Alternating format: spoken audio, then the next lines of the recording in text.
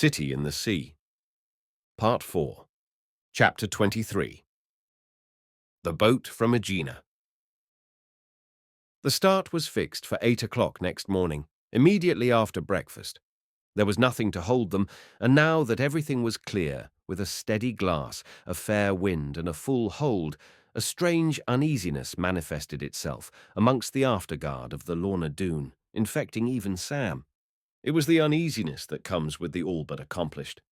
Bobby, during the night, had dreamed that the Santa Margarita had somehow sunk herself in the reef passage, blocking their exit. Marcia at breakfast was silent, and Sam fidgety, rising to look at the glass. The wind that had been blowing from west of north had shifted more to the north, but the glass still held steady. The skipper returned to his breakfast and the chart which he had unfolded on the cloth. He was in the act of folding it up and rising from the table when Bowler's voice came through the skylight. "There's a boat coming up, sir," cried Bowler. "Looks as if she was laying for the island." Sam cast the chart on the table and dashed on deck. The others followed him. Sure enough, away to the nor-northwest, a boat was coming. A fishing boat, seemingly, lateen-rigged, with a vast triangular sail like a swallow's wing penciling itself against the sky.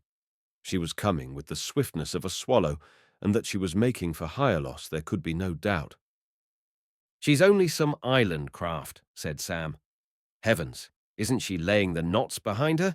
She's doing 12 if she's doing an inch." "On handy, I call her," said Bowler. "That there yard was never made of a single spar. Where'd she be if it was sprung? It's easy for her going as she goes, but I'd like to see her on a wind." "What are you going to do?" asked Bobby. "How do you mean?"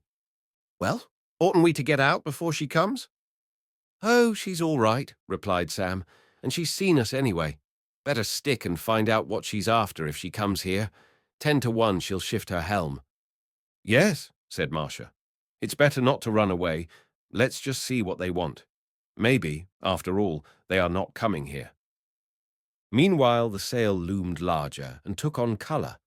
There was some dye in the canvas that now showed deep red and now rose colour as the great lateen yard swung to the wind.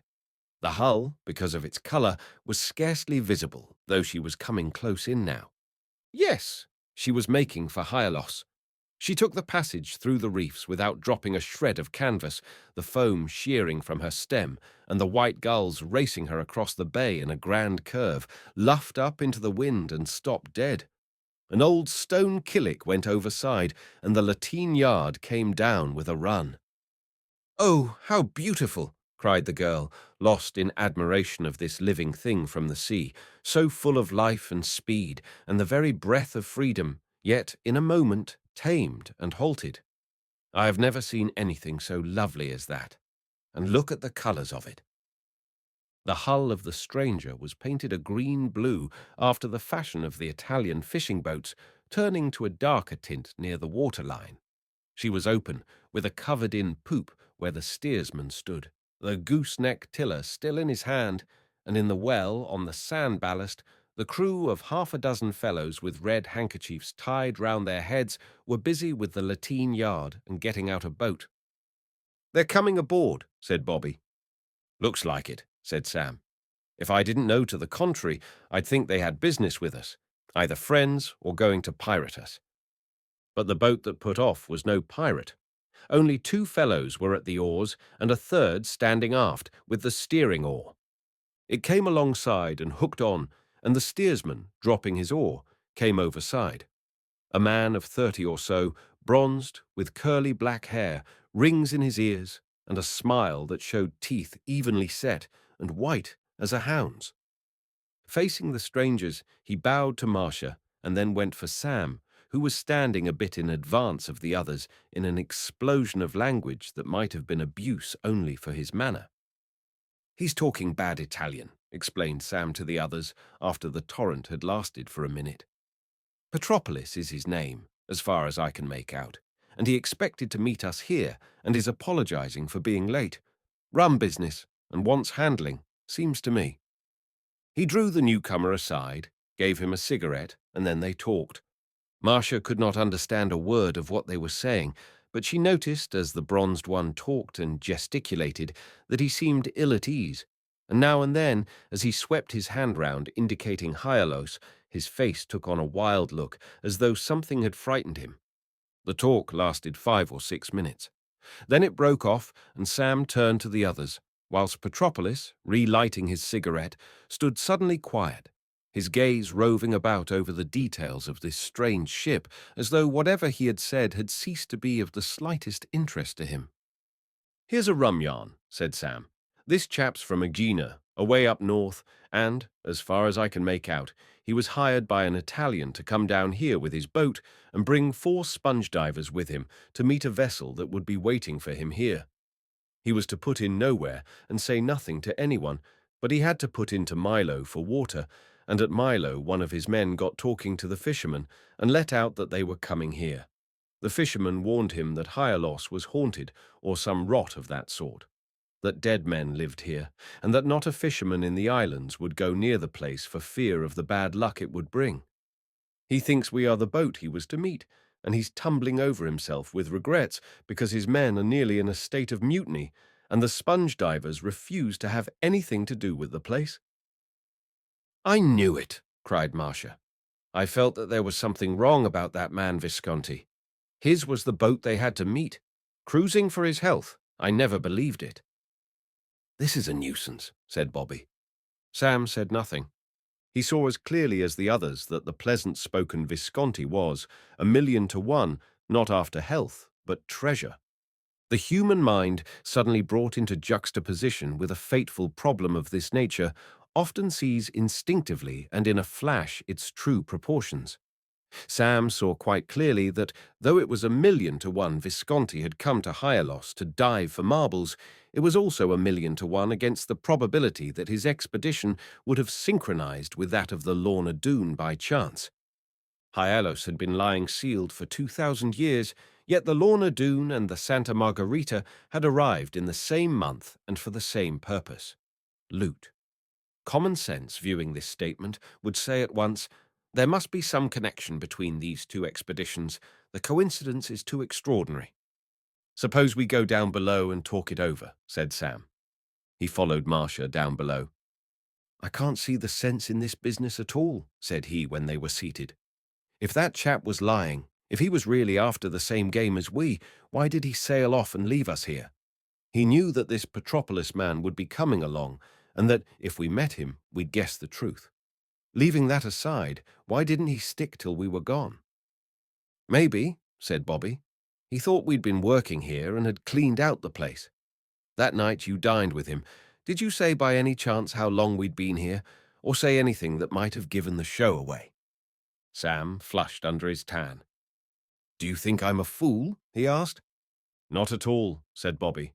He did not wish to push the matter, seeing the condition in which the skipper had arrived home that night of the dinner party on board the Santa Margarita. All the same, he felt in his heart that Sam somehow or another had told more than he ought. "Does Petropolis know that we aren't the people he was expecting to meet?" he asked. "No," replied Sam. "He doesn't. I didn't say a word, just let him run on. He seems to think that the Italian fellow who gave him the order to come here was our agent." "Then," said Marcia, "the thing to do is to pay him anything he wants in reason, and let us get away at once. He can't ask much, as he says his divers refuse to work here." Sam left the cabin and came back in a minute. "I've squared him for 1,000 lire," said he. "That's £10. The chap's straight enough. He got £10 from the agent, whoever he was, and the terms were £10 a week, he paying the divers. It took him a week to come down, and it will take him a week to go back." "Pay him," said Marcia. She fetched the ship's money, part of which was in sovereigns obtained by barons from the Bank of England, and they went up. 2 minutes later, Petropolis, with the money in his pocket, was overboard and rowing for his boat. The breeze had freshened a bit. Bowler, with a glance to windward, chuckled. "It's either row her or tow her out, with the wind as it is," said he. "She come in easy, but it's not easy going out with a rig like that. On handy, I call her." "They're getting the sail on her anyhow," replied Sam. watching as the great lateen yard rose to a chorus like the calling of gulls. Up goes the killick. Now we'll see. The stranger, her great sail bellying to the blue, gave a bound like a startled horse and fled away shoreward, making a soldier's wind of it, and aiming as if to smash herself on the rocks, came round in a grand curve and up into the wind, the foam racing out behind her as she sped towards the reefs, aiming like an arrow for the channel.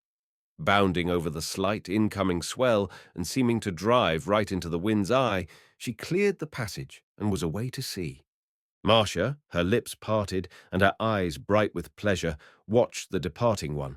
It was less a ship than a creature, alive, sensitive, beautiful. Bowler, hit in the place where he kept his predictions, turned away muttering something about the Flying Dutchman. Then, at Sam's orders, he went down to attend to the auxiliary engine. The anchor was hove short and then broken out of the sand. The auxiliary got to work, and the Lorna, with Sam at the wheel, turned her nose to the break in the reefs. Outside and beyond danger, the canvas went up and the ketch took the wind, heeling to port and with her nose to the west. They were out at last and free, at least for the moment. Hyalos astern and far away towards the north, the Greek boat, close hauled and showing her coloured sail against the pale azure of the horizon sky. A gull from the island astern, still following them, wheeled with a cry, drifted on the wind, and then passed away, leaving them alone to pursue their course across a sea desolate as when the Argo had sailed it in pursuit of the Golden Fleece. Chapter 24. A Man of War. The greatest bother about romance in real life is that it generally brings one outside the law, either the written or the unwritten law. The strangest thing about the romance of the Lorna Doone and her crew was the fact that it was only now, clear of land, successful and unpursued, that the law was beginning to trouble them. The worry came to Marcia first, before Hyalos had quite vanished from sight astern. Her mind rejected the idea that they had done wrong almost as soon as it had formulated it. Hyalos was in the open sea, an absolutely desert island, belonging to Greece in theory, but to the sea and to the past in reality. It was surely no more wrong to take marbles from its waters than to take fish or crabs, even though the marbles might be infinitely more valuable. Greece, for 2,000 years, either through ignorance of these treasures or through the superstitions of the islanders who considered the place haunted, had never claimed them. No, in a strictly moral sense, they had nothing to worry about in the rescue of these things from the sea, or even in the sale of them. All the same, there was the question of international law, which is not always moral, and what it might say or do to them in the event of discovery. She was not alone with this worry. It was infecting the others too. The light-heartedness with which the expedition had started, and which it had maintained up to the point of success, became dimmed by doubt and the shadow of anxiety. The weather still held fine and the wind fair, backing into the east of north, and except for now and then a trace of smoke on the far horizon, there was no sign of ship or hint of land till the morning when mountain tops, made gigantic by mirage in the western sky, told them that Cerigo was dead ahead. Cerigo is the island pearl that hangs from the ear of Lacedaemonia. Between it and the mainland lie the Straits of Cervi. Sam, having assured himself of his position and wishing to keep all Greek land at the extremest distance, altered his course more to the south, till the great mountains dwindled on the starboard beam, dwindled and vanished, swallowed by distance and the sea. It was at the dinner table on this day that Marcia first spoke openly of what was in her mind, to the relief of the others, for they had all been thinking about the same thing and blotting it up. They arrived at the same conclusion. There was no use in bothering now that the thing was done, and moreover, there was nothing to bother about in a moral sense. They had thrashed the matter out, and Sam had even gone so far as to say that there was nothing to bother about in a legal sense, when, through the open skylight, came the voice of Church, who was on the watch. "Smoke coming up astern, sir," it said. Sam jumped from the table and, followed by the others, came on deck. For a person who had no fear of pursuit or the law, his movements were singularly active. When he took the glass, the hull of the ship making the smoke was beginning to show, a dot in the smother. "It's either a destroyer or a torpedo boat," said Sam, "or one of those rotten gunboats they've got in some of the navies since the war. They were old submarine chasers sold off cheap, and mostly oil burners, but I believe there were coal burners too, and I've heard Greece and Montenegro picked some up." "It's coming along fast," said Bobby. It was. When Church had announced the stranger coming up from behind, the Santa Margarita had suggested herself to their minds, but this was not the Santa Margarita. The funnel told them that also the hull, now clearly to be seen, low of freeboard and destitute of deckhouse. "Anyhow," said Marcia, "she can't be bothering about us, even if she is a warship in a hurry."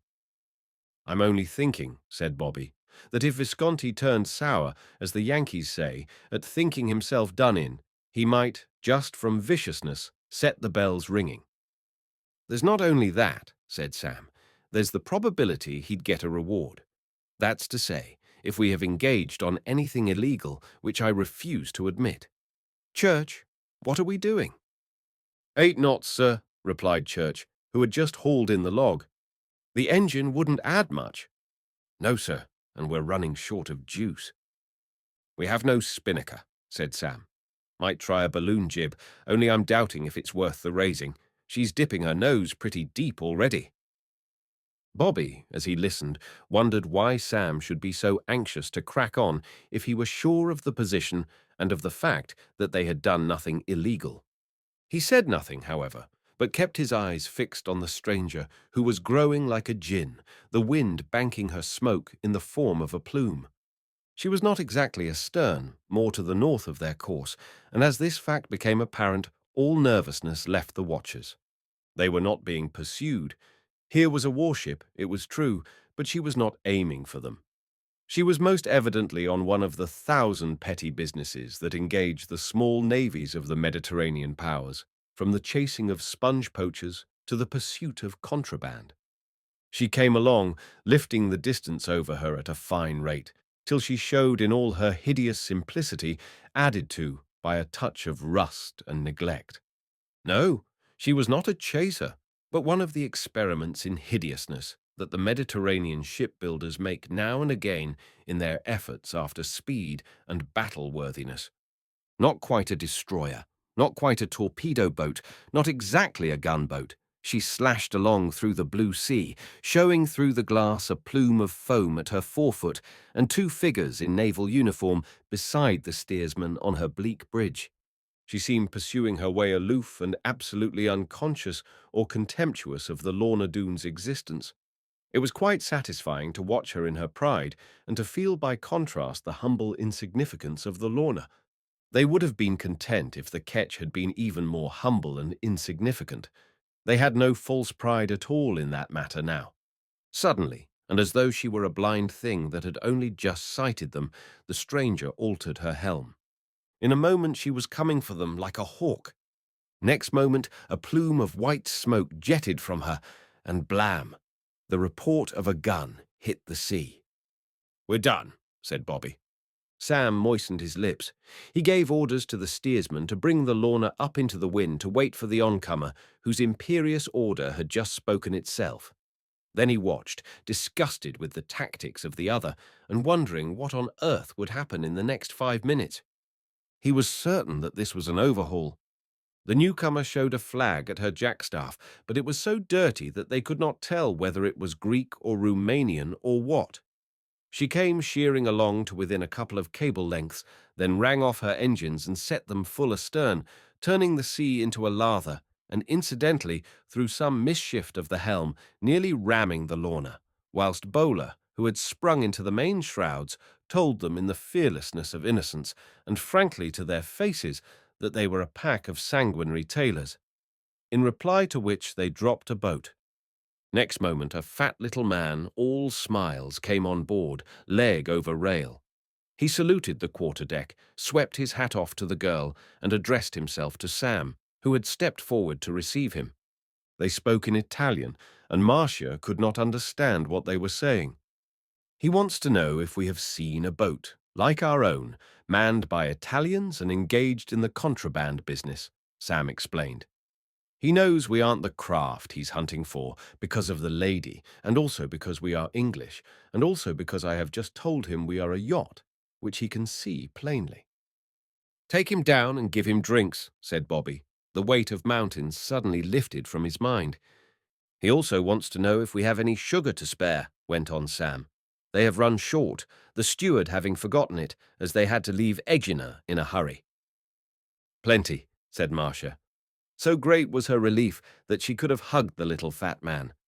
While Sam took him down to the cabin for drinks, she went to the galley where the sugar was stowed in a locker. 2 pounds of lump sugar went overside with the commander of the Cosmos, for that was the name of the warship. Caps were waved from the bridge, the engines were set going, and as she drew away, a cartridge was rammed in the gun and fired by way of salute. The Lorna Doone, taking the wind again, filled her sails and resumed her course. That's a job well over, said Sam. I don't believe those chaps were hunting for contraband. They ran short of sugar for their coffee, that's all. We've been getting scared over nothing, and I'm not going to bother any more about anything. We're as safe as houses. Are we? Said Bobby. I'm not so sure of that. At least, maybe we are safe enough, but I believe those fellows were after more than sugar. You remember he said he had to leave Egina in a hurry. Well, Metropolis came from Egina. So he did, said Marcia. What are you driving at? Asked Sam. Just this. Visconti evidently sent an agent to Egina to get those sponge fishers to come to Hyalos for the diving. The agent may have talked, and wind of some contraband work has got about. Of course, it may be only my fancy, but you see there are 3 coincidences. First of all, Metropolis leaves Egina on secret business. Secondly, the Cosmos clears out of Egina hurriedly and evidently in chase of something. Thirdly, she comes down south to this part of the sea. And fourthly, said Marcia, that little man said he was looking for an Italian boat, and the Santa Margherita was Italian. You're suggesting that he is hunting for the Santa Margherita? Asked Sam. Yes. Well, how can he? He distinctly said he was looking for a boat like ours. If you ask me, said Bobby, I believe that chap is overhauling everything small that he meets with. If he was going on rumour, he wouldn't know exactly what the Santa Margherita was like. I don't want to be a scaremonger, but we've got to be careful. We're not out of the wood yet, it seems to me. Bobby was one of those provoking people who keep their cleverness for the wrong moment. His memory was so tricky that though Visconti's name seemed familiar to him, he could not remember where he had heard it. He was always mislaying things and forgetting where he had left them, and remembering things that he ought never to have forgotten. This brainwave of his, coming at the moment, served no useful purpose and only tended to make them uneasy. We've got to be careful. How could they be careful? How could they resist an overhaul from any warship that chose to speak to them? Sam said all this, and said it with considerable vigour. Marcia concurred without speaking. Bobby, after a last look at the vanishing smoke of the Cosmos, went down below, silenced if not convinced. 2 days and a half took them across the blue Ionian Sea, showing them Etna and Cape Spartivento ahead of them, lit by the light of an afternoon that seemed to have strayed from the Golden Age. They ran the Straits of Messina by moonlight, the shore to port all fairy lights and orange groves, and a great messagery boat, lit like a ballroom, and with a band playing, gave them her wash as she passed to starboard. The air was warm as summer and filled with the scents of Sicily, which pursued them as morning broke on the Tyrrhenian Sea, showing the Lipari Islands far on the port quarter like purple splashes on an ocean of azure. Fishing boats with coloured sails, a 3-masted schooner close-hauled and steering for the straits, a tanker almost hull down and making towards Naples. Every hour now showed ships like these, some far, some near, for now they were in the zone of the populous seas, and the desolation of the Greek waters no longer covered them with its cloak. Sam, in his wisdom, determined to give as wide a berth as possible to the continental seaboard, and steered west till the Sardinian coast showed them its far mountains by day and its sea lights beckoning by night. Then he kept on northwest, raising Corsica till he reached its great long fingertip, which points almost straight at Genoa. Beyond this, the winds that had followed them so faithfully dropped, and a wind from the Pyrenees took its place, with a lumpy sea, across which, one grey dawn, a winking light showed beneath a cloud which turned with the sunrise into the hills above Genoa. Chapter 25. Genoa, again. The sea was dashing high on the breakwater as they came in, passing through the outer harbour and taking up their old anchorage near the Silos wharf. The grey dawn that had threatened rain had passed, the clouds had dispersed, and the sun was lighting the hills and the harbour, more densely packed with shipping than ever. The customs officials and port doctor came off, the very same men they had parted with only a little time back, came on deck, did not even trouble to go below, smoked cigarettes, talked to Marcia in broken English, and went away smiling. "Now," said Sam, as they sat at breakfast 20 minutes later, "if I hadn't thought of putting in before and getting known to those greasers, they'd have been all over the shop poking about. As it is, we are all right now. The greatest difficulty is over, unless we fall in with bad luck in the way of weather and have to run into some port to refit. That's not likely, though. The spars are sound, and you couldn't break the hull, not with a pickaxe." "How long are we going to stay here?" asked Marcia. "We ought to clear out the day after tomorrow," replied the other. "We'll get the water on board tonight and the stores, and I want to have a thorough overhaul of the rigging." "I've got a list of the stores we want," said Marcia. "I suppose you'll get the water from the same people on the quay over there who filled the tanks before?" "Yes, and the stores from the ship chandlers. Their boat will be along for orders this morning, sure." "There it is," said Bobby. The sound of a boat coming alongside could be heard through the open skylight, and Bowler's voice. Next moment, the seaman was standing in the doorway of the saloon. "A telegram for you, sir," said Bowler, handing Sam an envelope.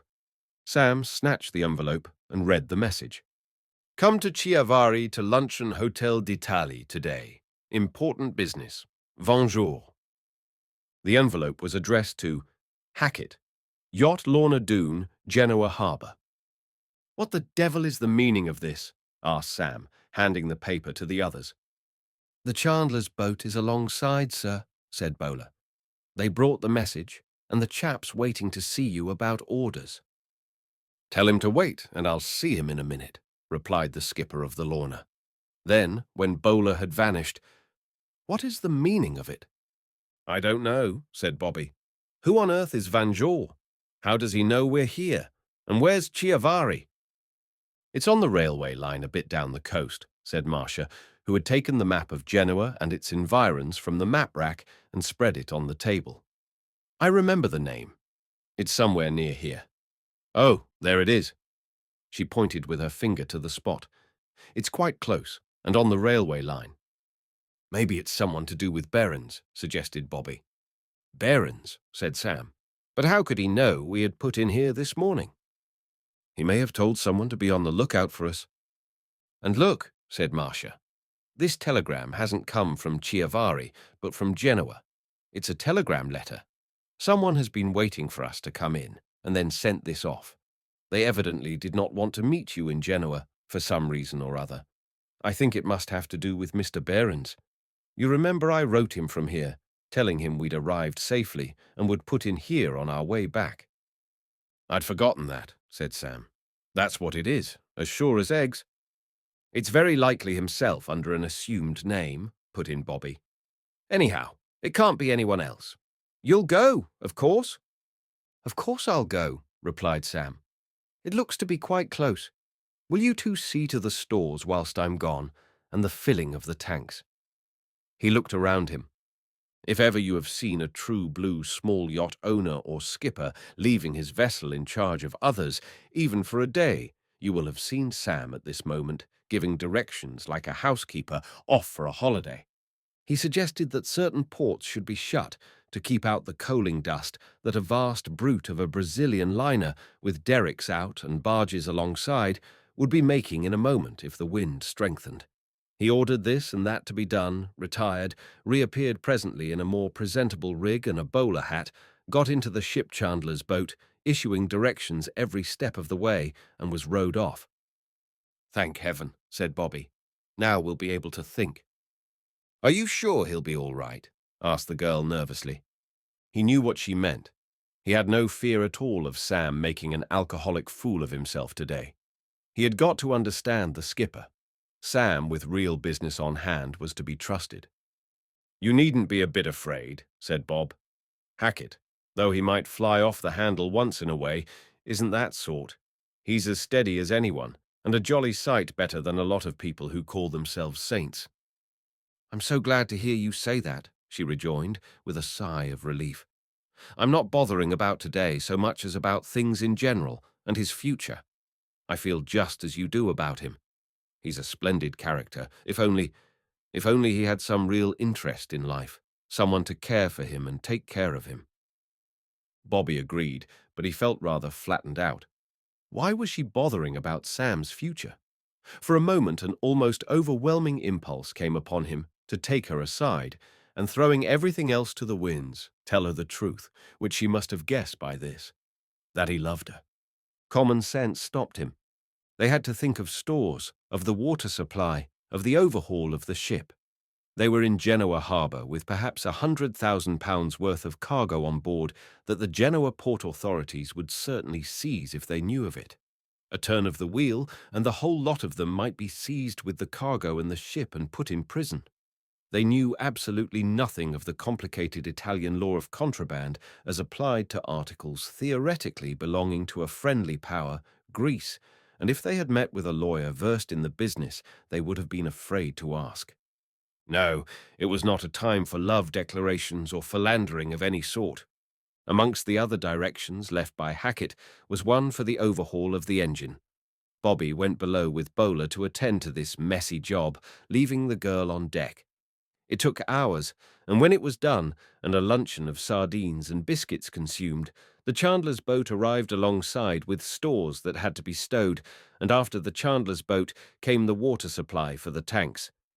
Now, the people who attend to this business in Genoa harbour do not consider themselves slaves, as far as time is concerned. Sam had ordered the supply for that evening, expecting that it would come on board by next morning at the earliest. But by some chance, perhaps fortunately for the crew of the Lorna Doone, the foreman, being slack of work for the moment, sent it off by 2 o'clock. By 4, everything was finished, the decks cleared up, and afternoon tea served in the cabin. At 4:30 they came on deck. The awning that had been raised after breakfast was taken down, and Bobby had just brought a basket chair up from below for the girl, when Church, who was forward, gave them word that a boat was putting off to them. "It's the captain," said Church. It was. He was being rowed off in a shore boat, and when he got alongside he paid off his men without regard to change. Marcia saw at once that something had occurred, but she said nothing, following while Sam led the way below, where the first thing he did was to fill a pipe. "Well," asked Bobby impatiently, "what's up?" "Everything, maybe," said Sam, taking his seat. "And maybe nothing. Any tea in that teapot? Well, give us a cup, and chuck us those matches. Well, I'll begin at the beginning. Soon's I landed, I made a beeline for the station and got a ticket for Chiavari and found a train just on the point of going. I got there hours too soon, but it's one of those beastly places that the trains run crooked to, and if you don't take the first train you can get, it's heaven knows how long you'll be getting there. I'd left my pipe behind, and for 2 hours I had to sit about in gardens and places with nothing to smoke but Italian cigarettes. I'd called at the hotel, but no Monsieur Vanjour was staying there. However, I didn't expect him to be waiting for me. I reckoned he'd turn up about 1 o'clock. And he did. The hotel déjeuner was served at 12:30, and I was sitting in the smoking room listening to the clatter of knives and forks when the manager came to me and said that the friend I had been asking for had arrived. I went into the lounge, and there he was. A little dried-up old chap, like a Spaniard. He was well dressed, but he wasn't quite a gentleman.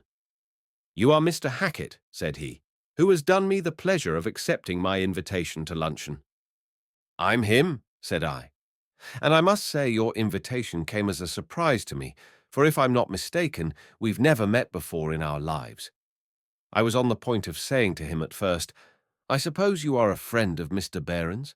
But something stopped me. Something told me to keep off the grass. This bird didn't please me a bit, and I determined to lay low. Funny things instincts are. "No," said he. "We have never met before, but I don't doubt that this meeting will be to our profit. However, we will discuss that matter after luncheon. I have asked the manager of the hotel to give us a private room." I was in a fix.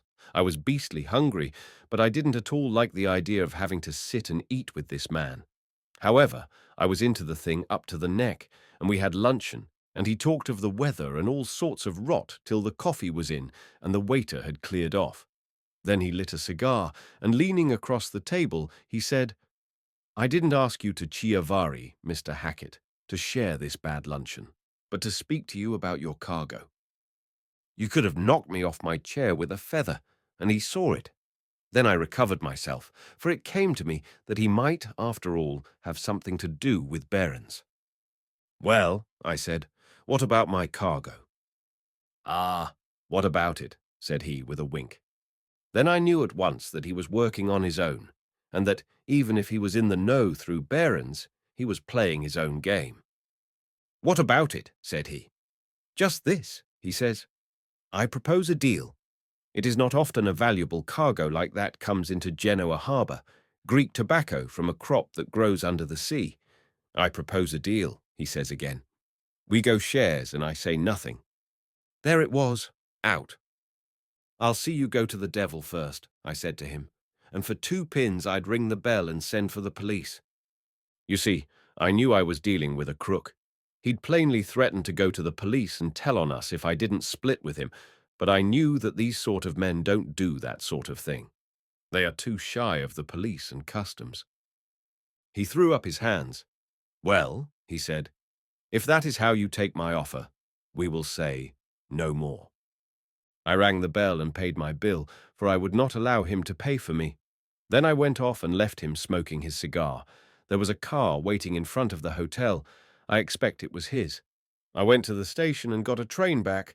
Got to Genoa a little after 4. That's all. "You did perfectly right," said Marcia. "It would be fatal to show any weakness before a man like that."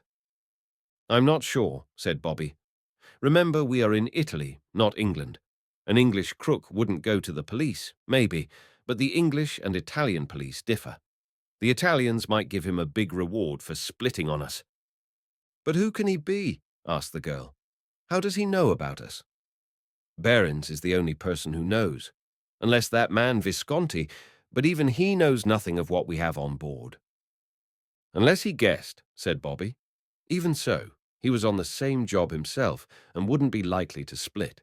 And he didn't know we were coming to Genoa. But there's no use in talking.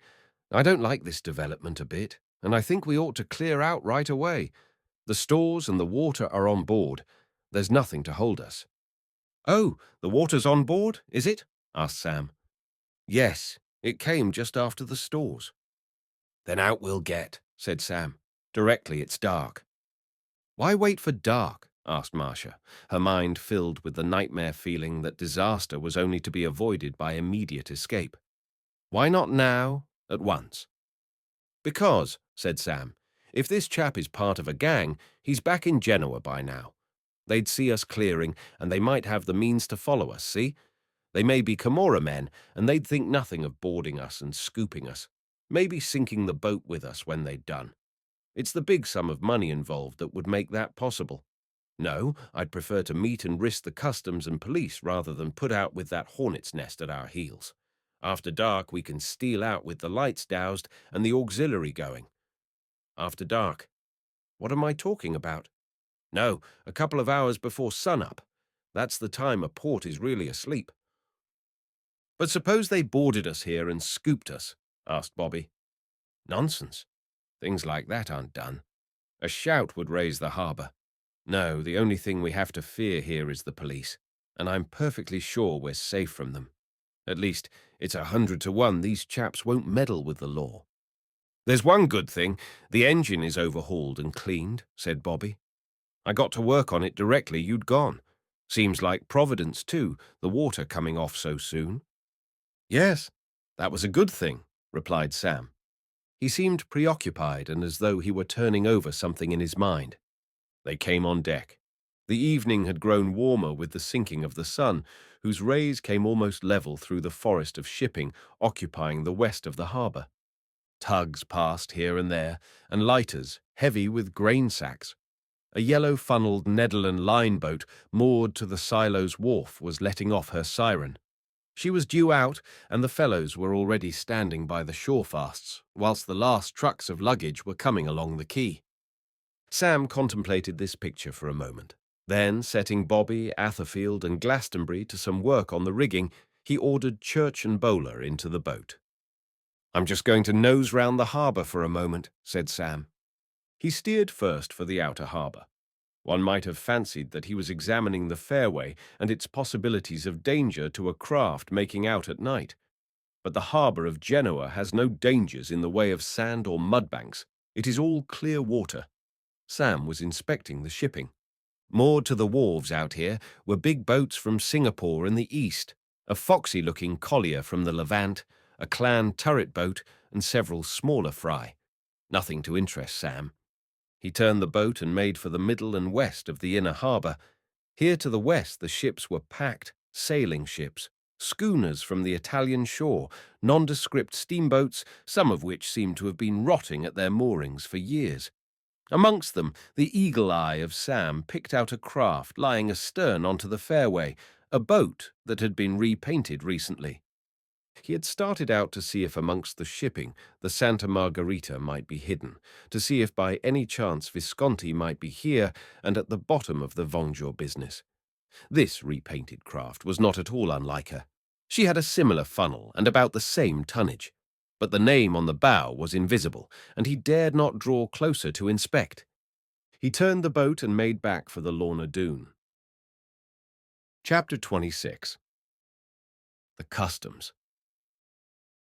He was disturbed in his mind, but he said nothing when he came on board. There was no use in worrying the others, and he had reasons of his own for keeping silence. All the same, if Visconti were here in Genoa and the prime mover in the Vengeur business, the thing was more serious than it had seemed at first. Visconti, from what he knew of him, was no ordinary man. If he were a crook, then he must be at the very top of his profession. He had the manner and appearance of an Italian nobleman, and it was possible that he was strongly enough placed to be able to make overtures to the Italian police. Failing to make profit out of the cargo of the Lorna himself, he might choose to make profit out of the information he could give about it to the authorities. For a moment Sam almost regretted that he had not closed some sort of deal with Vengeur. Half a loaf is better than no bread. Down below, smoking a pipe whilst the others were busy on deck, the unfortunate Sam had a very unhappy quarter of an hour. His unhappiness came from this. He could not remember exactly what he had said during that pleasant evening which he had spent on board the Santa Margherita at Hyalos, under the influence of Italian champagne, cigars, liqueurs, and the fascination of Visconti's personality. He did remember having said that he was touching at Genoa on the way back, a quite innocent remark between two honest sailor-men, but a deadly admission if Visconti was a rogue. What else had he said that might have given the whole business away by implication? He could not tell. Not only did he feel that he might possibly have betrayed his companions, he felt also that he ought to tell them. Yet what good could it do? The thing was done and over, and all the confessions in the world were of no avail. Besides, it would be a horribly unpleasant business, for he would have to own up before Marcia to having taken too much liquor. He came on deck. Dusk was just closing her hand on the world, and the shore lights beginning to sprinkle themselves from the great fort on the left across the terraced city, preparing itself for the gaiety of the night. The wind had shifted to east of north, a quarter almost exactly opposite to that from which it had blown in the morning. What did that portend? Sam could not say. He was not up in the tricks of the Mediterranean weather. The glass was steady. That was enough for him. He set to work helping the others, though their work was nearly finished. Then they went downstairs for supper. "How'd it be," said Bobby, as they sat over the meal, "to shift our moorings now and get into the outer harbour? It would be easier for us getting out." "You can't anchor there," replied Sam. You'd have to berth beside one of the steamships, and you can't do that without giving notice. No, even if we could, I don't believe in two starts.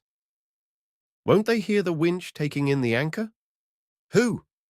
The harbour people. They'd be sure to think it funny us clearing out at such an hour. I'm not going to raise the anchor. I'll knock the shackle off the chain and drop it. I have 2 spares. Listen, said Marcia. Through the open skylight came sounds as of a boat arriving alongside, of oars being got in, and the voice of Atherfield, and a foreign voice. The people seated at the table looked at one another. Marcia grew a bit pale, and Bobby half rose from his chair. Sit down, whispered Sam, and whatever you do, don't seem to be flustered if it's anyone that's— Portman come up to see you, sir. Atherfield, standing in the doorway, stepped aside, and the portman entered. A stout little man with brass buttons on his coat and wearing a gold-braided cap, which he removed at sight of Marcia. He bowed in her direction. He was very polite, this representative of the port authorities, but to the girl, brutality of manner would not have been a whit less terrible than this politeness which spoke of power. "Captain Hackett?" asked the stranger in a tentative voice. "I'm him," said Sam, who had risen from the table. "So. Well, I have some little business with you, Captain Hackett. I am from the customs superintendent, and I have my men with me, but I am sure we will not need them at all. Just a few questions to ask you, Captain Hackett. Thanks. I will sit me down. Now my papers." He took a bundle of blue papers from the pocket of his coat. "Now my spectacles." He put on a pair of pince-nez. "Very useful things, spectacles, but very great what you call a nuisance. Will not the lady sit down?" He opened one of the blue papers and glanced at the writing on it for a moment, then folded it and put the whole bundle of papers back in his pocket, took off his pince-nez and toyed with them as he spoke. "You Englishman?" "Yes." "And this lady and this gentleman English?" "Yes, and the crew. All English." "Boat of pleasure?" "How do you mean?" "Oh, a yacht." "Yes, that's so." "No contraband on board, not declared." "You mean tobacco and stuff?" "Captain, I said contraband." "No, there's neither liquor or anything that you reckon is contraband." "No wines, liqueurs?" "No." "No objects of art shipped from Italy?" "No." "Ah, well, it is in our information that this is not so. Pardon me for saying so, Captain Hackett." "Let's be clear," said Sam. "I have some objects of art, as you call them, but they are not from Italy." "Ah, you have some objects of art, but they are not from Italy. Where then are they from?" "Greece." "You have the papers to show that they are from Greece, bought in Greece." "No, we found them in Greece." "You found them in Greece? Then from the Greek government you will have papers of permission to find those things and to take them with you." "No, I haven't any papers. We found them on an island." "So, well, it is our information that these things were taken from Italian soil, but we will leave that for the moment. I must make examination." "Certainly," broke in Marcia. Then, turning to Sam, "Show him everything we have, and he will see that they are Greek. Nothing like them was ever found in Italy, of that I'm sure." She went to a locker and took out one of the vases, carefully wrapped in dried grass, and presented it to the officer. He took it, held it under the light, and turned it about without comment. Then, still under the lead of Marcia, the general inspection began. The Aphrodite in the bunk, the things hidden here and there, some in the bathroom, some in the galley, everything down to the Eros standing on its head, was revealed, inspected, and noted. Then they came back to the cabin and sat down again. Bobby produced a tin of cigarettes, and the officer accepted one and lit it.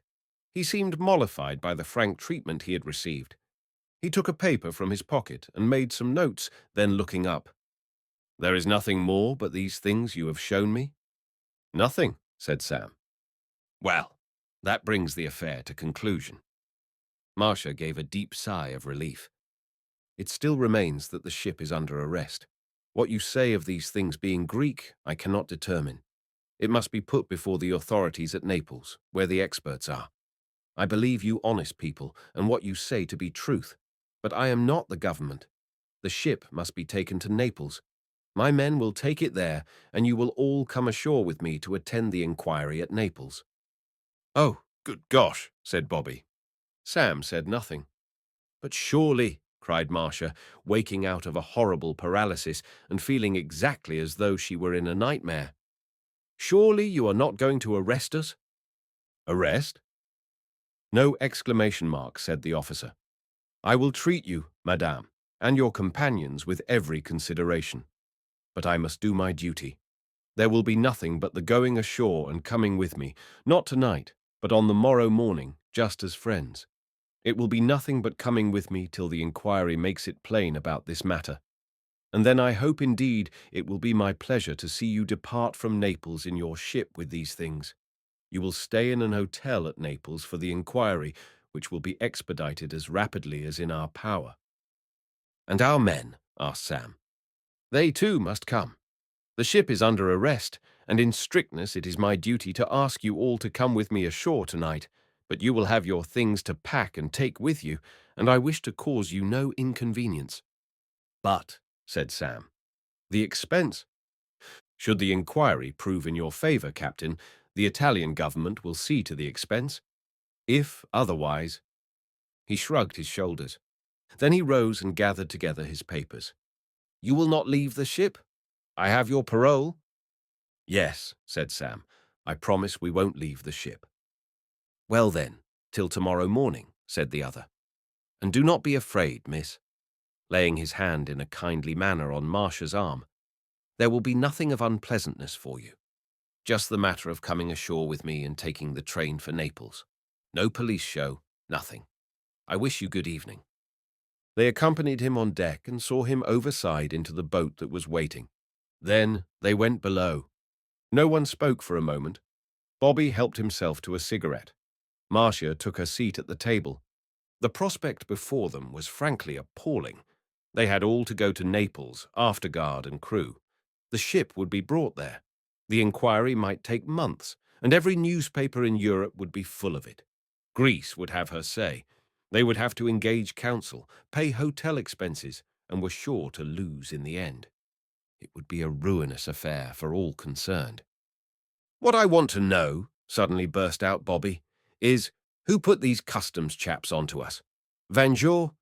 It couldn't be anyone else, and he's a crook, for he offered to share in the business. Well, we've got them there." "How?" asked Marcia hopelessly. "How? Why, we can prove that the police are in league with Vangeau. He wouldn't have given the show away without being sure that he would profit by it. He wouldn't have done it simply from spite." "I don't see how we are going to prove anything," replied the girl. "We have only our word to back us. Can't you see?" Sam, who had been sitting with his face in his fists, suddenly looked up. "Look here," said Sam. "We have committed no crime here. We haven't tried to run contraband. We have things on board that aren't even listed among contraband articles. I don't believe that, strictly according to law, they have any right to detain us here. I think they've overrun their cable. I know a good deal about port authorities and their ways, and I know they often do things quite indefensible simply because they have the power. They are the most arbitrary lot in the world." "Why didn't you tell that to the customs man?" asked Bobby. "And what's the good of talking? They have the power, and that's everything." "You wait a minute," said Sam. "If we were out beyond the 3-mile limit, what could they do?" "Take us and haul us back." "Could they? Well, maybe they could. But that would be seizing a British ship on the high seas, and at once we could put the matter in the hands of the British consul. And on what charge would they seize us? For being in Genoa harbour with articles on board that are neither contraband nor munitions of war. Didn't you notice that this fellow is so uncertain of his position that he has not done what he would have done if he had been sure we were breaking the law? Put us all in quod right away. But leave all that aside. If we were once out beyond the sight of land, they might whistle for us. I'm going to have a try." "To get out?" "Yes. Creep out as we intended to. It's our only chance." But you gave your parole, said Marcia. Yes, not to leave the ship. I'm not going to leave the ship. But they'll be watching us. Not they. If we tried to go ashore, it would be different, but they'll never think of us going out. They don't even know we've got an auxiliary engine on board. But look here, said Bobby. Even if we get out and away, do you mean to say they won't telegraph to England to stop us? On what charge? The only charge the Italian government can make against us is that we have antiques on board that have possibly been taken from Italian soil. Possibly, mind you. They can give no facts. If they have us arrested in England on a bare supposition, and I doubt if they can, and if that supposition proves false, what do they let themselves in for? It doesn't matter a button about Greece. Italy has no right to act for Greece. What we are being held here for is a mere suspicion that these are Italian works of art, which they aren't. It's good enough to hold us, but it's not good enough to set the cables working, arrest us in England, and lay the Italians open for a big bill for compensation owing to that arrest. Bobby whistled. By Jove, said he, there's something in this. If only— What? We can get out. I don't know whether we can get out or whether we can't, said Sam, but I'm going to have a jolly good try. Marcia, sitting with her hands folded in her lap, rose to her feet. I feel we will, she said. I feel luck is with us. We made our plans even before that man came on board, and we've got our water and stores. Luck is with us. Maybe, said Sam, touching the wood of the table. Chapter 27.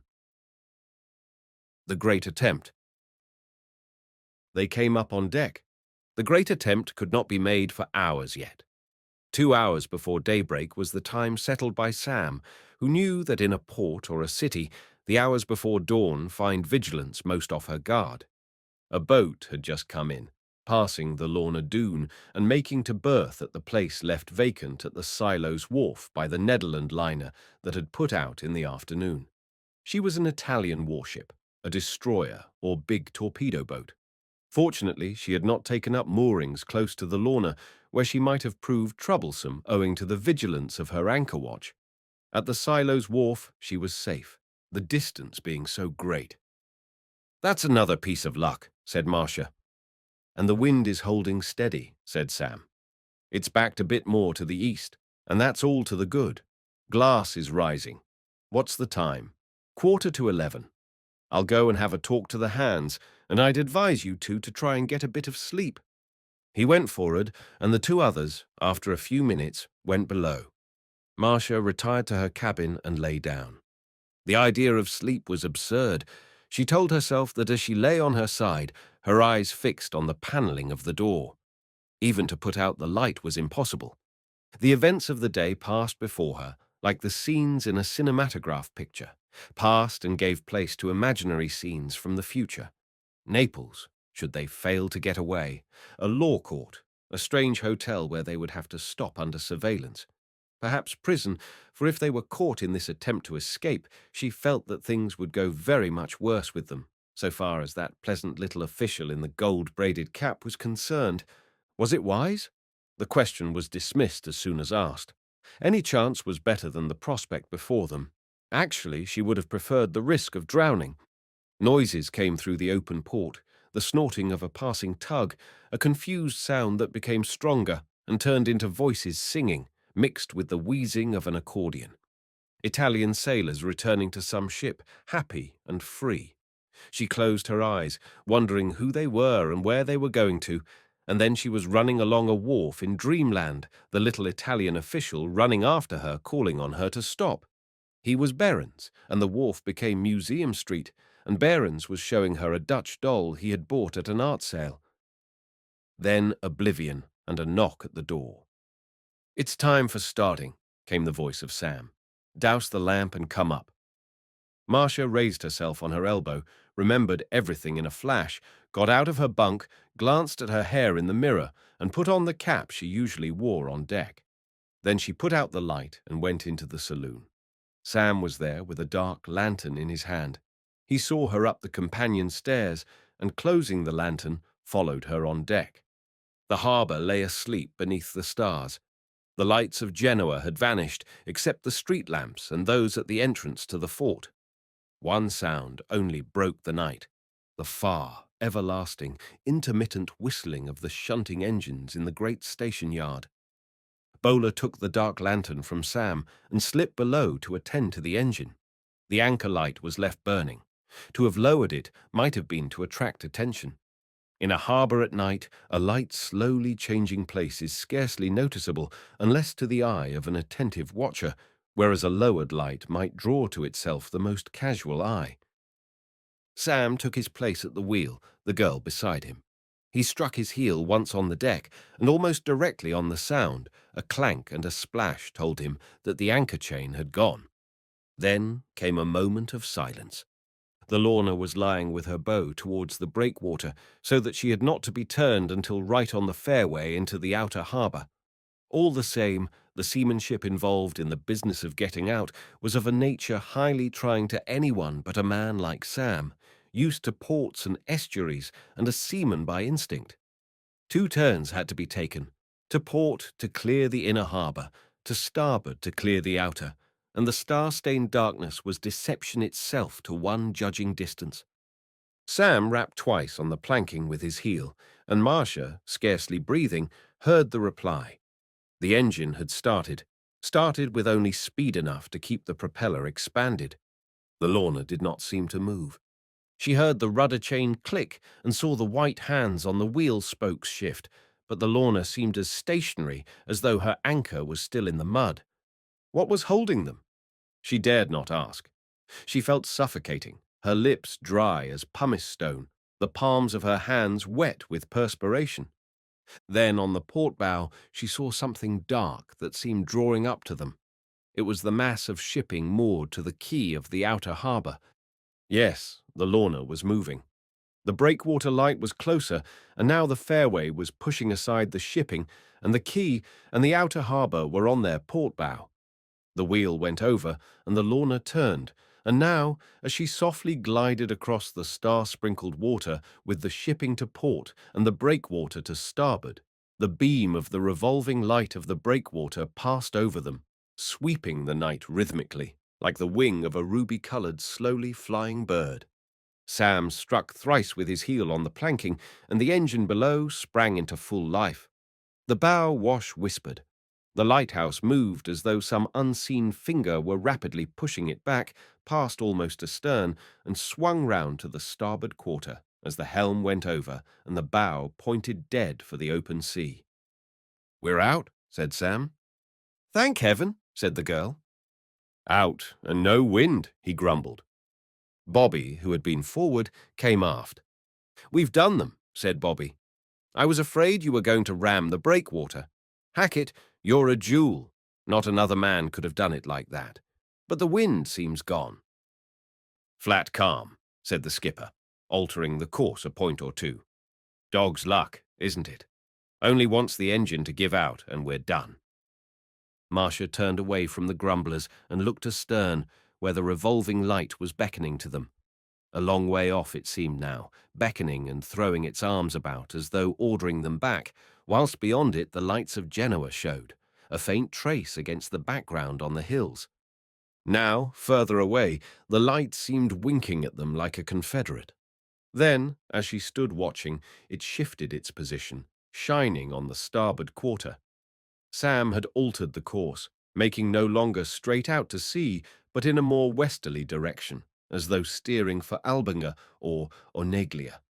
The Lorna Doone kept on her course bravely and in defiance of fate and the wind. The engine, working to a charm, seemed to say, "Look at me. Trustable, aren't I? Without me, where would you be?" Plug, plug, plug. 125 revolutions to the minute. Plug, plug, plug. The demon that lives in auxiliary engines said not a word. It was just on the point of sunrise, and Sam was handing the wheel to Atherfield when the thudding of the engine slowed, hesitated, and stopped. "Something wrong with the engine, sir," came the voice of Bowler from below.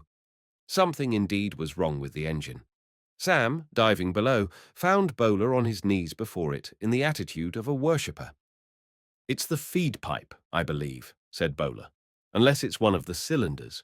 She was working badly the last few minutes, and then she gave a cough and let out. How about the cylinder rings? Asked Sam. Church said something about them when we were over there at that island. They wanted renewing or something.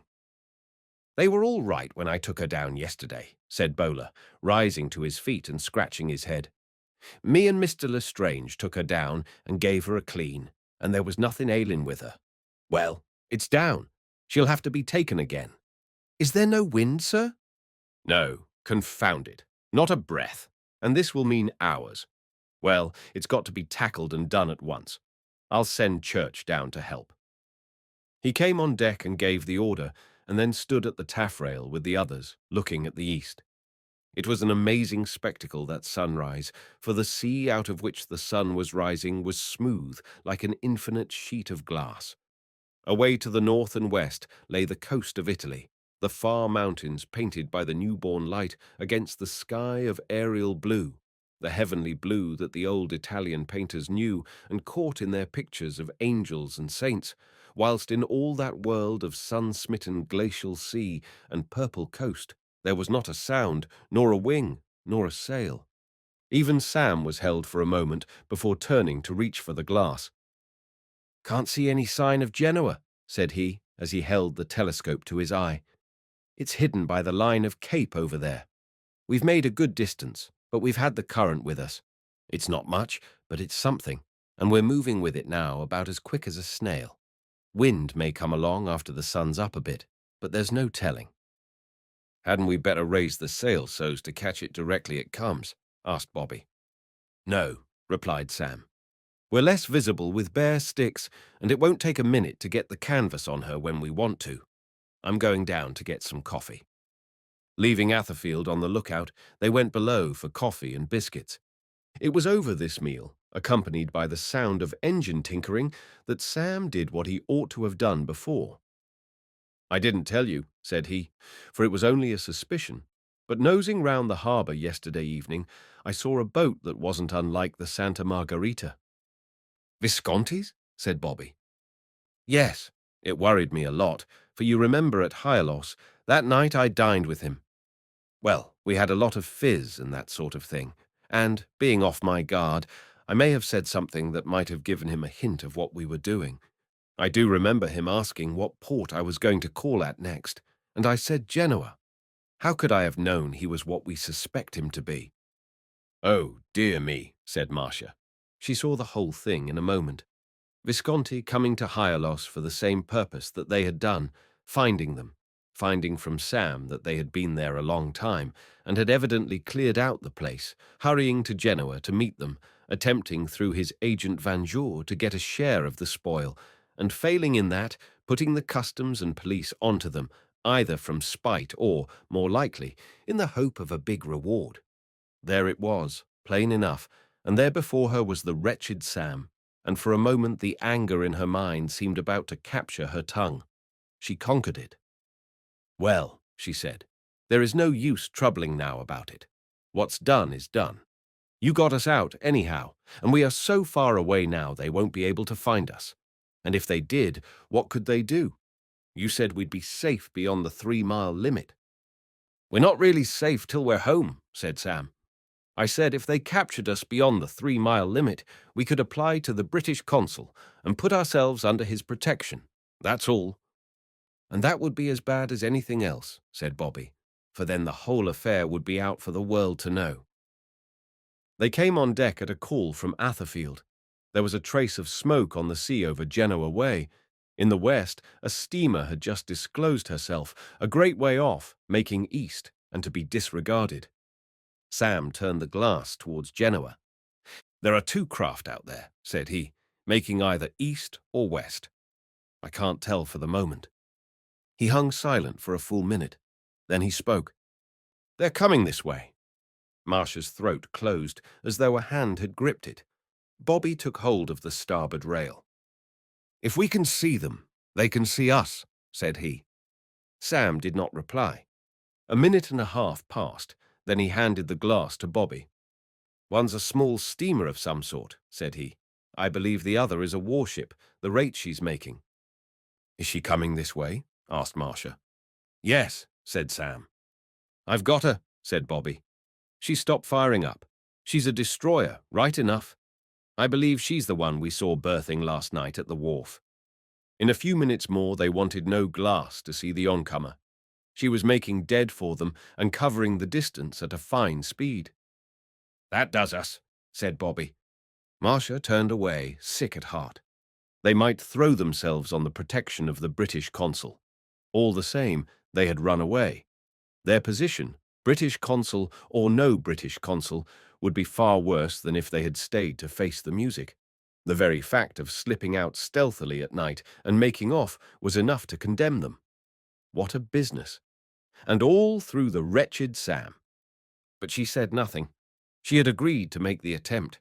If they had succeeded, everything would have been all right. It was a gambler's throw, foiled by the failure of the wind, by the failure of the engine, and by the chance that had brought this destroyer last night into Genoa harbour. Bobby lit a cigarette, and the unfortunate skipper went forward a bit, crossed his arms, and stood watching. The destroyer was now only half a mile away. She was making 20 knots, if an inch. They had plenty of time to observe her fully. Now the plume of foam at her stem could be seen, and her wireless outlined on the morning sky. The line of her course lay a bit to starboard of the Lorna, and now, close to, her size seemed to increase by leaps and bounds. Huge she looked, and threatening and swift as a hawk. But why did she not check her speed? The hum of her engines rushed up to them as she came abreast and passed them only a cable's length to starboard, without the officers on her bridge throwing them more than a glance, tossing them in her wash, and showing them her turtle stern and the foaming wake of her rushing propellers. "Is she going to turn?" cried Bobby. No, she showed no sign of altering her helm. Minute by minute she passed farther away across the blue morning sea, no longer a thing to be feared, no longer a warship, just a dot beneath a smudge of smoke. Sam began to laugh unsteadily. "She never was after us," he cried. "Look at her. Lord, if she'd only known." "We've been fooling ourselves," said Bobby. "I know. I was in as blue a funk as you were. But what's the meaning of it? She's come from Genoa. She's the destroyer we saw berthed last night. That I'd swear. She can't have left port before they found we were gone. Well, if she's not after us, why isn't she?" "What do you mean?" asked Marcia. "Just this. The port authorities must have discovered we were gone at daybreak, maybe before. They had a swift destroyer lying at the wharf. Well, don't you think they'd have used her to hunt for us? At all events, even if she were going on naval business, as she evidently is, don't you think they'd have asked her to overhaul us if met, put a crew on board, and wireless Genoa? Of course they would."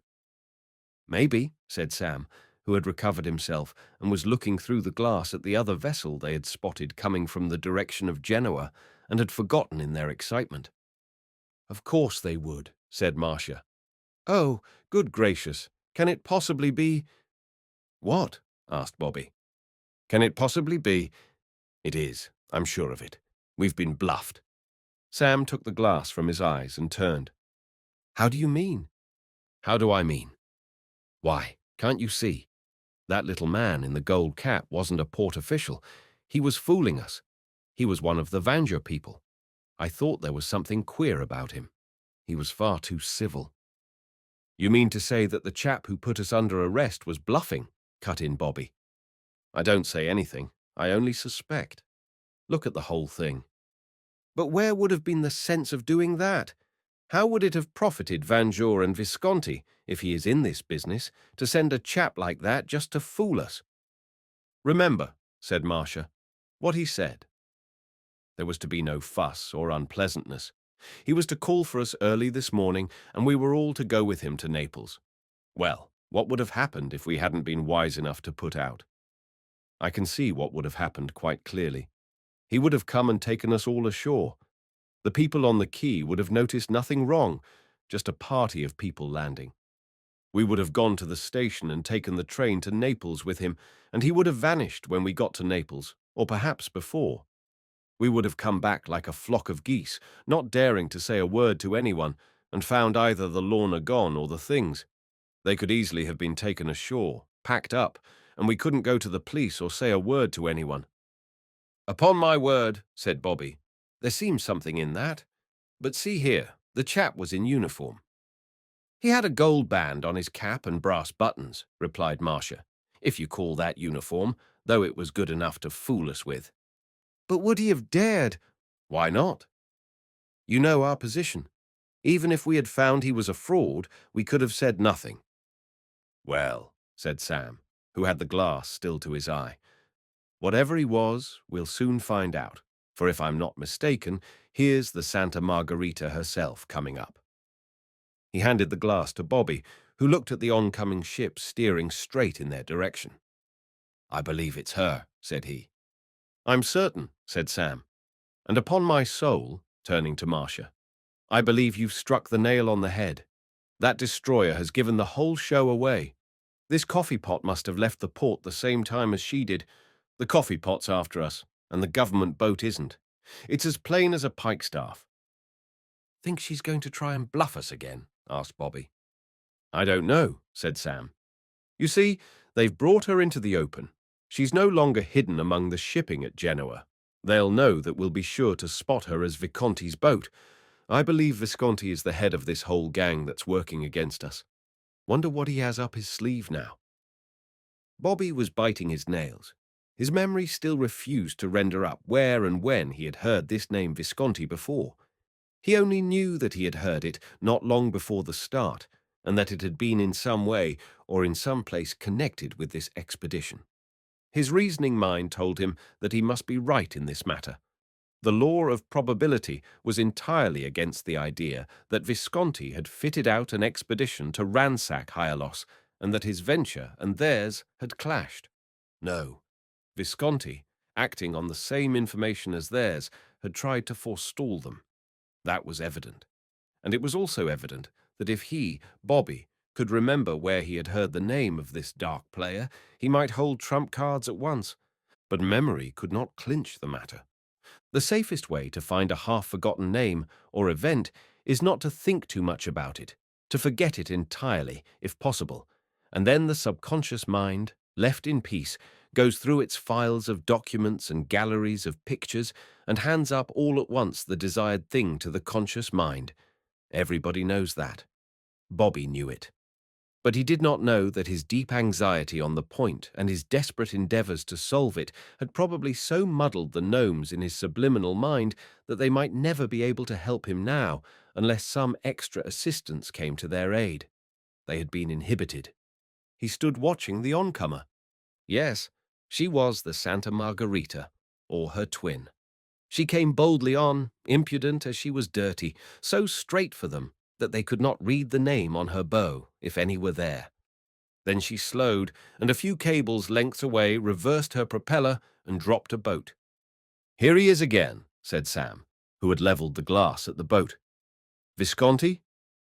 Number the port officer man, gold-laced cap and all. There's no sign of Visconti on the bridge or anywhere. Yes, it's the Santa Margarita. I can just catch the name as she swings.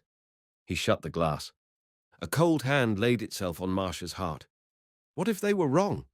What if the destroyer had come from some southern port beyond Genoa? What if this man in the gold-laced cap were no bluffer but authority itself with power to drag them back? Sam and Bobby were evidently asking themselves the same question. They stood silent, watching the boat draw on. Sam ordered Bowler to throw the ladder down on the starboard side. The boat hooked on and over the rail like a monkey in his gold-laced cap came the portman. There was no smile on his face this time. He glanced round the deck at the hands forward and the afterguard by the cabin companionway. Then he nodded curtly to Sam. "Below, please," said he, stepping forward and leading the way down the companion stairs as though he were the master of the ship. In the cabin he took off his cap and laid it on the table, motioned the others to be seated, sat down himself, and took from his pocket a long envelope, which he laid on the table before him. "Now we will talk business, Captain Hackett," said he. "In the port of Genoa we talked as friends, believing as I did that you were innocent men. You are all under arrest." Marcia gulped. You and the ship and the crew.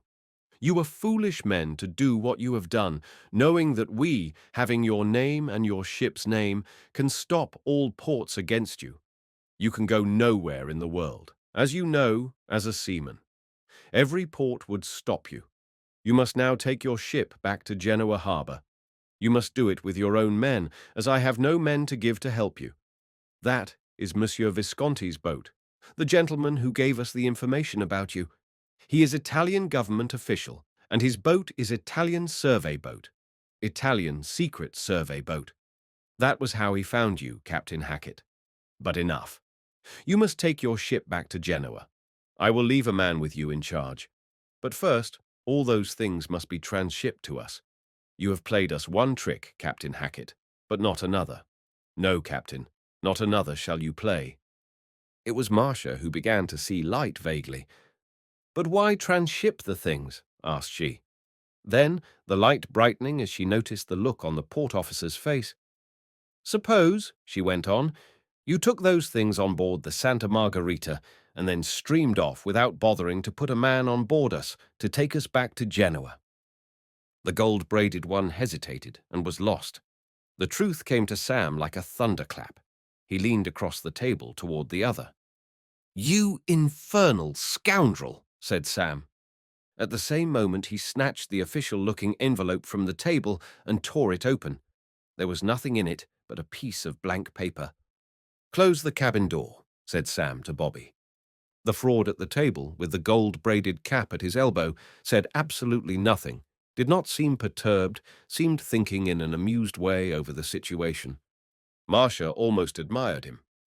"Now," said the captain of the Lorna Doone, sitting down before the other, "I don't know why I don't fling you overboard for your cheek.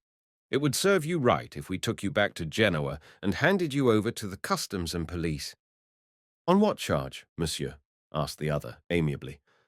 "On the charge of impersonating them." "Impersonating them?" "Yes. And for what purpose?" Sam was stumped. It would be impossible to tell the police or the customs the purpose.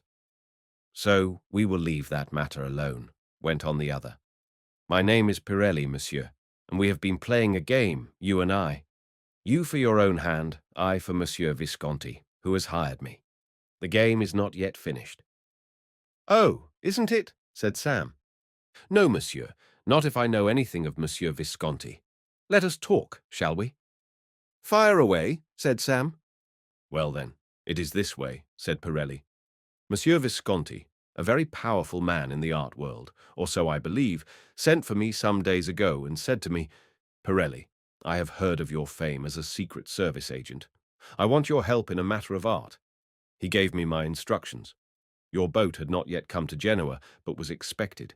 He gave me a free hand. I employed my assistant, Vanjour. He failed. Then at night I take the matter into my own hands and board you in Genoa harbour. And I would have succeeded, monsieur, had you not been an Englishman. No one but an Englishman would have had the courage to leave the harbour as you did." The impudence of the man and the extraordinary nature of this conversation dazed Marcia. She suddenly spoke. "Tell me," she said, "suppose you had succeeded and we had all gone with you, would you really have taken us to Naples?" "Why, yes, of course," replied Pirelli, as though he were talking of some perfectly natural transaction. "I would have left you all at the Hotel Amalfi or the Metropole. But I am, I hope, what you call a gentleman. You would have received that night a note telling you of the game that had been played on you, so that you might not be urged to go to the authorities making inquiries, and so getting involved. You would have returned to Genoa next day to find your ship had been visited and the goods removed. Also, you would have found at your ship chandler's a letter with some money as compensation, your viatique, as they say at Monte Carlo, for I had made that a stipulation with Monsieur Visconti." "Don't talk of Monte Carlo," said Sam. "This was robbery." Pirelli put up his hand. "Monsieur, if a seabird steal a fish from the sea, and a bigger seabird steal that fish from him, which is the robber? Make yourself clear on this point. We could not have moved against you if these marbles, which you have taken from the waters of Hyalos, had been your property, bought and paid for." I do not call you a robber for taking these things from there, so do not call us robbers for attempting to take them from you. It is all a game, nothing more." "So you know about Hyalos," said Sam. "Monsieur Visconti told me all. Also that you had given him to understand that you had been at Hyalos a long time and had taken everything worth taking." "I never," cried Sam. Pirelli held up his hands. "Excuse me, Captain. I will give you what you said to M. Visconti. Monsieur Visconti asked you what you had been doing, and you told him you had been fishing. He asked you what you had been fishing for, and you told him you had been fishing for gods, and that you had got all the gods worth having out of the place. Of course he knew. He had come himself to find marbles. He had gone to great expense in fitting his expedition. He found you had been before him, and taken all worth taking.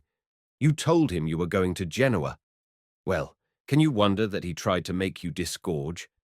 I would not tell you all this, only that you can do nothing to me. You are just the same as us, Captain, no better, no worse. Now I have a deal to propose to you, and for your own good. Last night, if you remember, I made you show me all the things you have on board.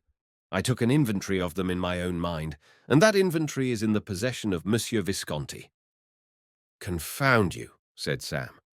"No, no, Captain. It was all in the way of business.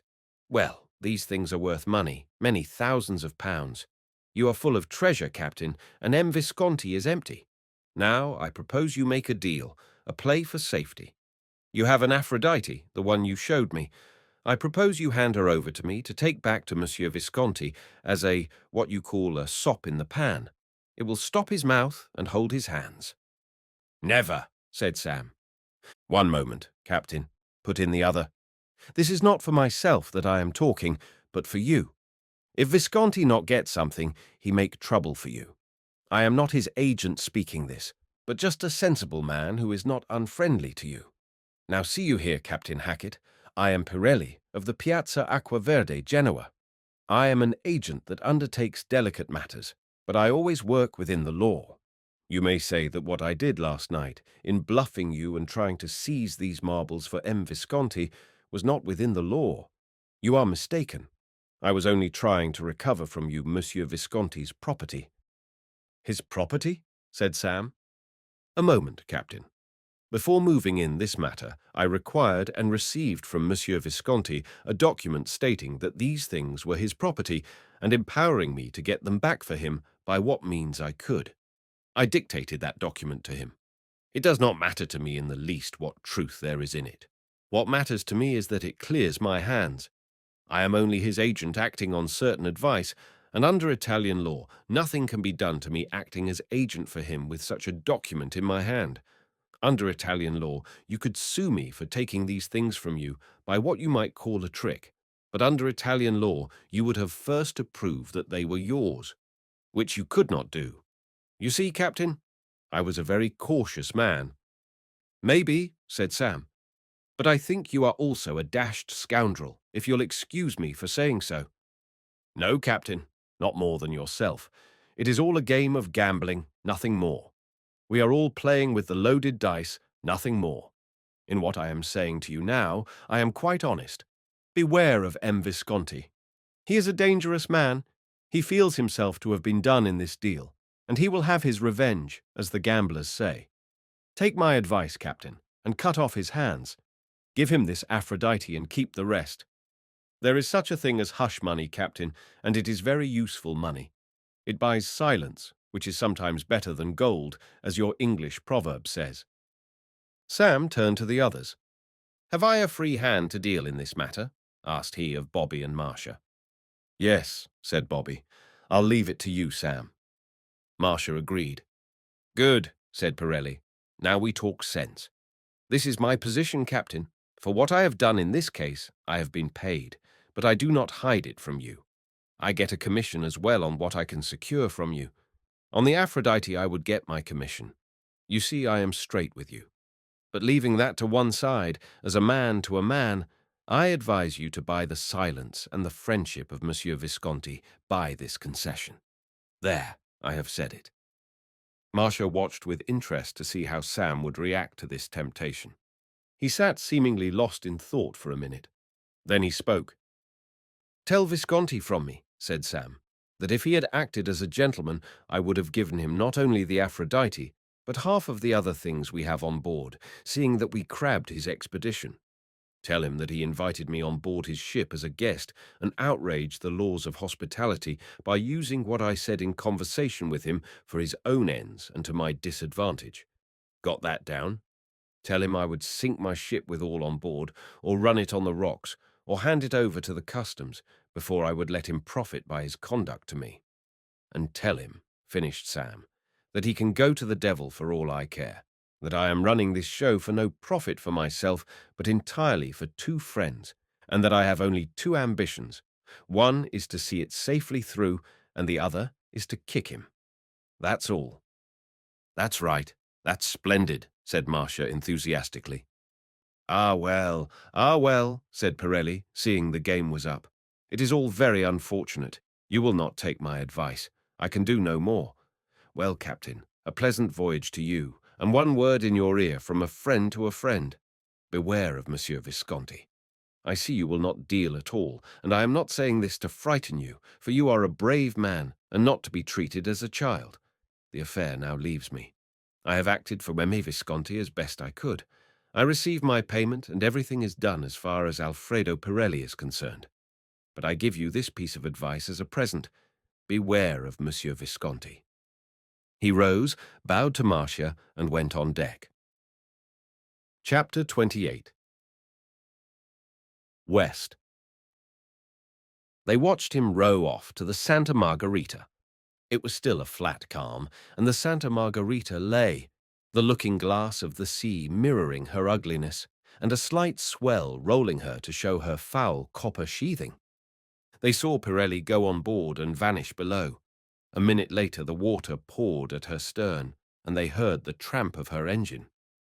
"She's making off back to Genoa," said Sam. "I wonder if Visconti is on board." "Most likely," replied Bobby. "And I wonder would it have been better to have given him something to keep him quiet." "You mean the Aphrodite?" "Yes." "Well, that's a thing I couldn't do," replied Sam. "It's not only that the chap played me such a dirty trick. It's just this. If I had consented to a thing like that, it would have been practically going partners with him. I draw the line at that. If we are caught, we are at least caught playing our own game, and not confederates of a rogue like that." "That's just how I feel," put in Marcia, "and I think it was splendid the way you turned him down straight, without a moment's hesitation." Bobby felt out of count. He also felt that he was figuring in Marcia's eyes as a somewhat sordid person ready to buy safety at too high a price. All the same, he did not draw back from the position he had taken, though he said nothing more as he stood watching the last of the Santa Margarita vanishing now beyond the cape that hid Genoa. The calm still held the Lorna in its grip. If Visconti, turning vicious, chose to apprise the Genoese port authorities, nothing could be easier than for the customs to send a fast launch out and capture the Lorna where she lay. She was beyond the 3-mile limit, but port authorities don't bother about the fraction of a mile, and there are no milestones anyway, to show exactly where the limit begins. "All the same," said Bobby, "I believe we will have trouble with that chap yet. From what we know of him, he seems to be an extremely wily bird, and he's got power behind him. Anyway, he's able to do things. Look at his record.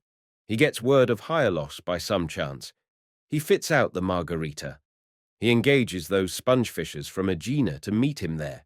He comes to Hyalos and finds us on the spot. He gets you, Sam, onto his ship and hypnotizes you with the aid of champagne into telling him the whole of our business. I'm not rubbing it in, Sam.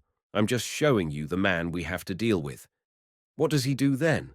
Fancying that we have scooped everything of value in Hyalos, he vanishes to swoop on us at Genoa in the form of Pirelli. We have escaped for a moment, but it's my opinion we haven't done with him yet." "I don't see what he can do now," replied the skipper, "unless he goes back now and gives the show away to the harbour people at Genoa. Even then he'd have to get a warrant to arrest us. That all takes time.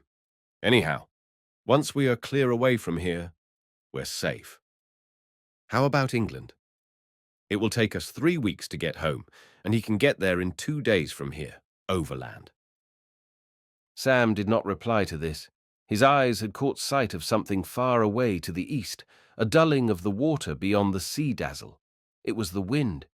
In a moment, the Lorna was alive again, the hands hauling on the halyards and the great mainsail rising like a kite to the blue.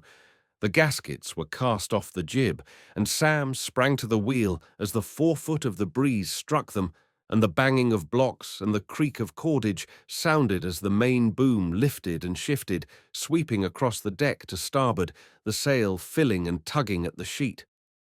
The Lorna sprang away like a spurred horse.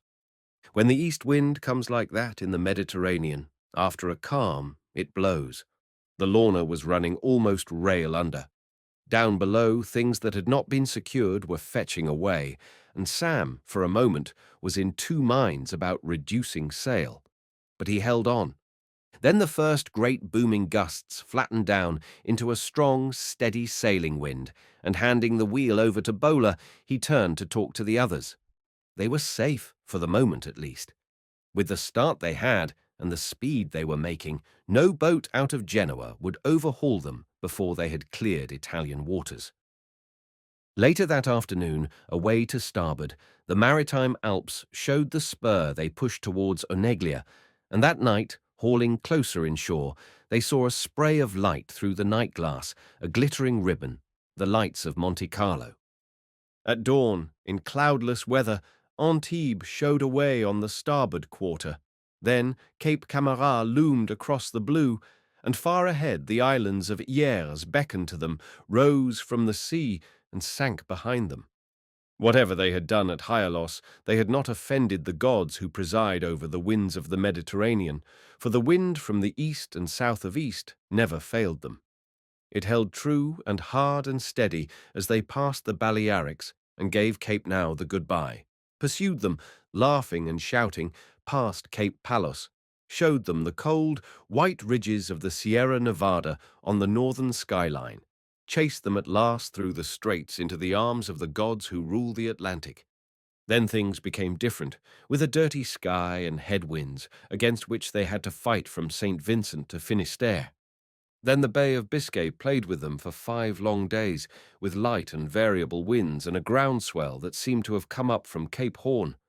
Ushant passed them on into a fog, and the chance of being rammed by everything turning that villainous corner. Then the fog, like a suddenly raised dish cover, lifted, and behold, they were in a world of east wind, blue sky, and hard emerald sea. A cold, bright, beautiful world, with winter-locked England a line on the horizon to port. Then came the Dorset coast, and next morning at dawn the Isle of Wight far ahead, the Needle's light just winking out, and Poole Harbour only 4 or 5 hours' sail away. Down in the cabin, over an early breakfast, with the deck in charge of Bowler, Sam gave it as his opinion that, barring some catastrophe unimagined and inconceivable, the expedition was over and a success.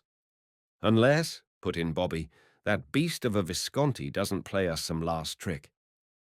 "There's only one trick he can play us," said Sam, "and that's customs. And I know the customs men at Poole. And besides, this has nothing to do with customs, although the government, if they were to be applied to by the Greek government, might use the customs to collar the things pending investigations. I don't believe that trouble will arise." "Well, suppose it doesn't?" asked Bobby. "What are we to do with the things when we arrive? We've got to get them ashore and put them somewhere till we are able to see Behrens and ask how they are to be disposed of." "I thought of that only yesterday," replied the other. "I asked Bowler did he know of any place handy for storing things, and there's a cottage close to his that's empty. We can shove them there. They'd be safe as houses whilst we run up to town, for he'll be there to look after them." A couple of hours later, as they stood on deck, the sandbanks showed ahead, and the entrance to the great harbour, lying idle, wrapped in its winter sleep. Only gulls greeted them as they came in, gulls from Brownsea Island and the sloblands and sandbanks, crying and creaking on the cold east wind, flying across the cloudless blue against which stood Corfe Castle in the far distance. Sam steered, with Bowler forward on the lookout, Bobby and the girls standing by as they picked their way by the sea marks that showed the road to Poole Town. Marcia, wrapped in a heavy coat of Sam's, scarcely spoke a word. They were home at last, safe home, and against that background of winter land and flying gulls, the whole remembered picture of the last few months seemed unbelievable. They were home with everything they had started to do accomplished. Home with no one to greet them but the gulls. The tide was coming in with them, gurgling against the stakes and sea marks. The sandfly showed close at her anchorage, snug down for winter, and near the sandfly a barge swung, turning to the tide on her chain, dead and cheerless looking as a coffin. And now the quay of Poole, with an old brig moored alongside, could be clearly seen, even to its bollards, but with not a soul moving on it. "Ready there with the anchor," came Sam's voice. Then, a moment later, the call to let go, a splash, and the rattle of the chain, and the Lorna Doone swung to her moorings, the canvas slatting in the wind, and the long voyage over. And still not a soul on the shore to see them, or a voice to greet them. Bowler, Church, Atherfield, and Glastonbury, as indifferent to the whole business as Poole itself, dropped below to get their dunnage together after having stowed the canvas. Sam lit a pipe. "Well, here we are," said Sam. "I said she was a beauty, and she is." "Who?" asked Marcia, astonished at this cryptic remark. "Who? Why, the Lorna. Close hauled, or going with the wind, she's not to be beaten." "That's so," said Bobby. "And look." A figure showed on the quay.